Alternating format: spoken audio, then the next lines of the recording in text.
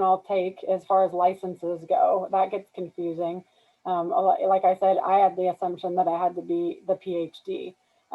My hope is that we will work towards kind of a more unified license, something that gives people more reciprocity in other states. That's been a problem. When I worked at the VA on the telehealth program, as long as you were working in the VA, working with veterans and licensed in good standing in a state, then you could see people using telehealth in other states, but that's generally not the case. So while this modality allows us to work with, I mean, we have contracts all over the state. We can work with people all over the state. We still technically can't see people for therapy, across state lines. So hopefully that's something that changes, as you guys enter this field as well. It can be frustrating. What is the next step for, let's say, a patient you're treating who has PTSD, but therapy isn't enough for her or him? Well, I mean, at first I would really question what kind of therapy they're doing. I would often hear things like, well, Tina, I've been working with a therapist for a year on my low self-esteem. And I'm like, self-esteem is not, I mean, sure, people work on low self-esteem, but if you're working to get rid of trauma stuff, then you need to be doing one of the trauma therapies. And if you go on to like the American Psychological Association or Psychiatric Association, Institute for Traumatic Stress, and there's a lot of those organizations that have guidebooks or fact sheets that will talk about what the recommended treatment modalities are for PTSD, depression, anxiety. And again, that's going to show you where those evidence-based treatments are. So if you're not doing something like, our three gold standards for PTSD are prolonged exposure, cognitive processing, and EMDR. A lot of people have heard about EMDR because it's a lot more available in the public, easier to get trained as a clinician. Prolonged exposure and cognitive processing are what we do in the military, harder to get trained in because it wasn't out in the public domain, costs extra money. You have to go through additional consultation and supervision, so a lot of people don't invest in it. I'm getting the rest of my clinicians trained in cognitive processing therapy here in the next month because I think hands down it's the best PTSD treatment that's out there. So first, if somebody's not seeing improvement, my first question would be like, what are you doing? If you're going to therapy once a week and having a supportive conversation, that's one thing. But if it's not hard, I mean, PTSD therapy is hard. It is uncomfortable. It's going to stir stuff up. And that's what needs to happen in order to kind of heal things. So if you're not going through that, then you're probably just not hitting in the right fields, right? So that would be my first question. Certainly things are complex. It's not a one size fits all for any of those things. We have a case right now, a police officer from another area that's not showing improvement, which is really surprising because we usually see a lot of improvement. But there's a couple factors. He really wants to be done working, but he doesn't really want to tell people that he just wants to be done working. There's a legal case going on, so there's a little bit of that conflicting interests. I want to be in therapy, but I kind of want to be in therapy to prove that I have a problem. And so to prove that I have a problem, I can't actually show that I'm getting better. And so some of those types of things start to happen and it gets confusing. So our plan for him is to move him to a different modality, change him to a different therapist and see if that changes things a little for him. But it might just be that he's not in a space that he's ready to change. With PTSD, I have a saying that says it's an issue, not an identity. And there's a lot of people that will take PTSD on and wear it as their identity. I am somebody with PTSD. I'm broken. I've had these bad things happen to me, and yeah, I'm not going to minimize the fact that bad things have happened to us, but we have to work not to wear it sometimes too. We keep ourselves stuck. Sometimes we sabotage ourselves for different reasons, but that would hopefully be something that would be recognized and discussed in therapy as well. What do you do with people that have PTSD but that refuse to help, to like heal from it? Like, how would you approach someone that's being stubborn and doesn't want to, Yeah, just taking on that identity that I have PTSD and that's just the way I'm gonna live now? How do you? that's so hard. And I have to be reminded that, like one of my colleagues reminded me one day, he said, Tina, remember that you can't want it more than they do. And that, like, as a therapist, I have to remember that because when we have insight and we're not living it, it's sometimes really hard for us to see that for whatever the reason is, that other person just can't go there. So one is not to take it personally. Remember that everybody else's journey is their journey. don't abandon them in that, but we can't, there's the other analogy, right? You can lead a horse to water, but can't make it drink. And so we can't force people to do that. We can encourage them. We can give them information. We can connect them with resources, but we also have to be careful that we don't overdo or protect them from things. I mean, certainly we don't want people to harm themselves or harm everybody else, but we have to be careful that we don't enable, people to kind of stay in their level of stuckness. Understanding how we might benefit from somebody being stuck. If I'm a real controlling person and I like to take care of everything, then sometimes it's nice to have somebody that's kind of sick around us, because then we get to be the hero. We get to take care of them. We see that a lot in family systems. People all in, the kid's the problem, right? Oh, my child's having all these problems and da da da. And what we, lo and behold, start to figure out is that the family itself has got a lot of crap going on. And the kid is just the one that they're focusing it all on, so we don't always we expand it out. We go, okay, well, yeah, we're going to work with the kid, but we got to work with the couple relationship. We got to work with the sibling relationship. We got to deal with this trauma that happened that nobody wants to talk about. So it's a puzzle. It's a puzzle, which probably makes it interesting for some people's brains, like, oh, what's going on? But that's hard.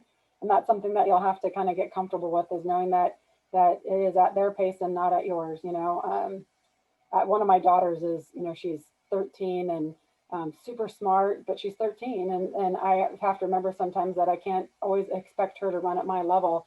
And sometimes I have to back up and say, okay, well, what are you willing to do? What's important to you right now? What's the next best thing that you can do in this moment? And not make it based off of what I want her to do or what I need her to do or want to see happen for her. And that's hard because we want everybody to feel good. Okay, this one is following up on Elisa's earlier question and kind of what you just said right now. How do you, I know she has something about your personal life, but I'm more interested on how do you detach your feelings or your empathy or the need to save someone from the actual job when you find these hard cases and they just don't want to get better, they just refuse the help, but how do you manage to let go of the fact that that specific person can't be saved, even though I know we can't save everybody? Yeah. No, it's hard. So I think that is one of the benefits to the requirements that we have. In California, after you get your master's or your doctorate, whatever level, when you're working towards licensure, I mean, you have to put at least 2,000 hours of supervised time in any group. If that's you're a social worker, an MFT, psychologist. I mean, so there's a lot of time under supervision, and that's what part of it starts to come into is, how do I detach, and not necessarily detach, but how do I not hold on to that stuff? How do I not burden myself holding on too tightly? And so certainly having good supervision and having a good network of peers to connect with and talk about those things, because it does pop up. You get favorite clients. Clients die. I mean, stuff's going to happen, and so that's where that network and connection is important to have. And you do learn that. Graduate school is, I mean, there's reasons why we do it. It's not just so they can force, theory into our head. There's a lot of it that goes to taking care of yourself and understanding when you have countertransference and, all these other things. So as you become more seasoned, you'll find that you're just even more skilled. But if you are a person who, is a bit of an empath, that takes on a lot of stuff easily for people, that's something you have to be aware of. And again, I'm not saying that has to be a reason for not doing this job, but it's something that you have to focus on. How do I protect myself from this, and how do I not over involve myself? And how do I engage people that I trust so that they can tell me when I am and that I won't be offended by that?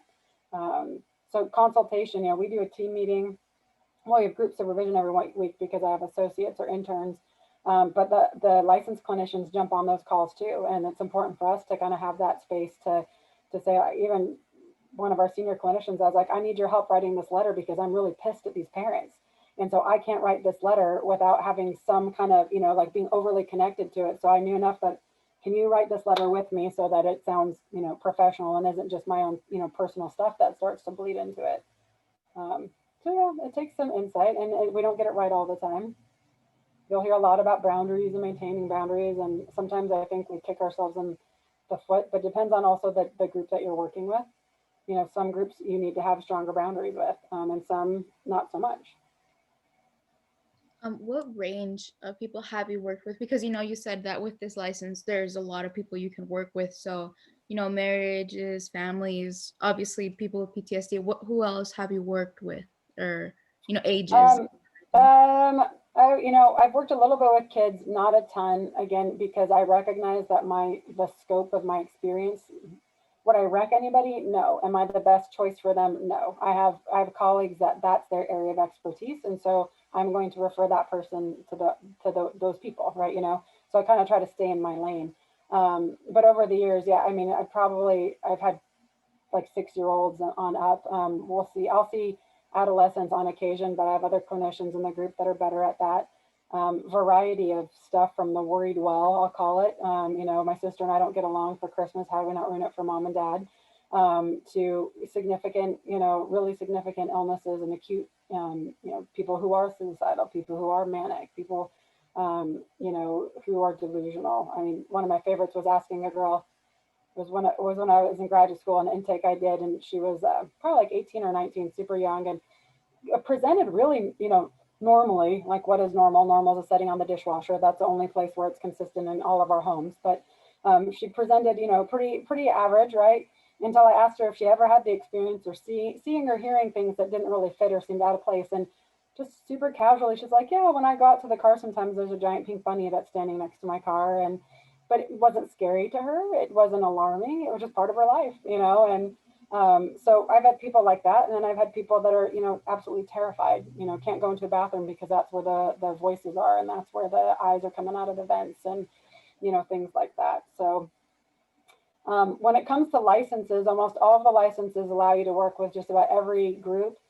Interestingly enough, in California, we have the licensed professional counselor, the LPCC, which is usually, a master's in counseling. I have 2 now. One's an associate, and then one's a licensed LPCC on staff, and they cannot see couples or families unless they've had additional education on top of their masters to do that. And I was surprised by that because nobody else has those kind of that qualification. A social worker can see children and can see couples, and obviously an MFT can, and psychologists can. So I was surprised that their license stated they needed to have additional training in order to do that. But all the other licenses allow you to do assessment, diagnosis. The only difference is really testing.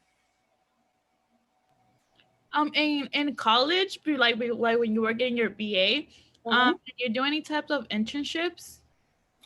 What I would say honestly right now for you guys is don't overly focus yourself on psychology. Go and branch out and get experiences in other areas too. It doesn't make you stand out more on those applications to graduate schools. That shows that you've devoted your entire life to psychology. So go and get some more experience, work in different, human interaction is human interaction. I mean, you'll be able to tie all sorts of experiences into how this can help you be better as a psychologist, therapist, counselor.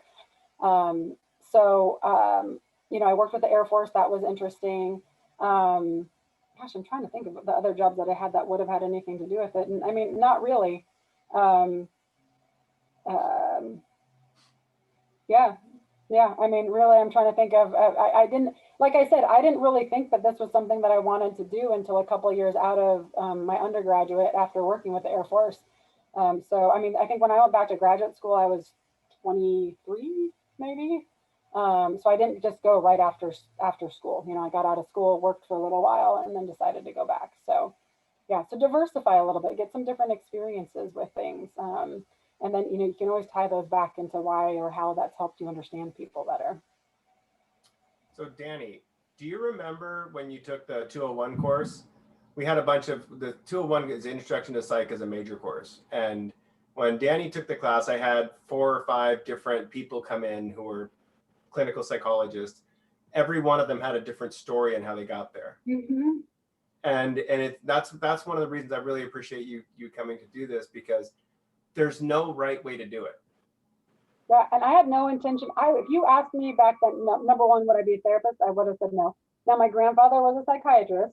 Full disclosure there. I barely knew him. And so when I decided to go to grad school, of course, my family was like, oh, yeah, of course you were. And I was like, no, you didn't know that. I didn't know that, I would have had no idea that I would have been a therapist, and I would have no idea that I would be doing the work that I'm doing now with the first responders. I have certainly learned that the universe points you in directions, and that's an old person thing, but I have trust in that now, that there are things that I'm just like, yeah, but I mean, literally, you guys, different office down the hill, but that same blue couch, I can tell you, sitting on that couch one day, calling and talking to a friend and saying, I don't know why I'm doing this anymore. I don't want to do it anymore. I'm not making any money. I'm not around my kids. I can't write the check for baseball camp or whatever, because at that point I was really trying to get into this group and prove to them that they needed these services. I mean, no kidding. I sat there and did that, and within an hour I got a phone call from one of the flight schools up in Temecula that had a pilot die in a crash, and could I come and talk to their employees? And so I was like, all right, universe, I get it. This is what I'm supposed to do. I had another time where I was telling a friend, I said, I don't need to be on the cover of a magazine for how I've really pioneered getting the behavioral health stuff going in first responders, especially in the fire service. But, some validation every once in a while, it's kind of nice. And like, no kidding, the next day I had an email from Vice News asking if they can interview me for an article. I mean, so weird things like that you just like, okay, I get it. This is the path I'm supposed to be on, So yeah, there's thought that you had to put through to kind of career planning and all that kind of stuff, but also just go with the flow, chase your passion, do something just because it feels good or you like it, or maybe you don't like it. Maybe it's a population that like, oh, I don't want to work with them. Then go throw yourself into it, find out why you don't like to work with them. Maybe it turns out that you really do. As you move forward in your careers, I would start to not necessarily specialize in a group, but specialize in a modality.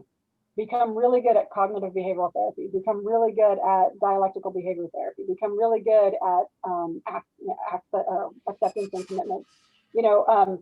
Learn one or two of those and know them well. There's too many therapists out there that are just like, whatever, the Rorschach, fly by the seat of my pants. Now that we have these evidence-based treatments, have your little menu of services and know them well, because they work really well. And I know when I'm hiring people now, that's what I look for.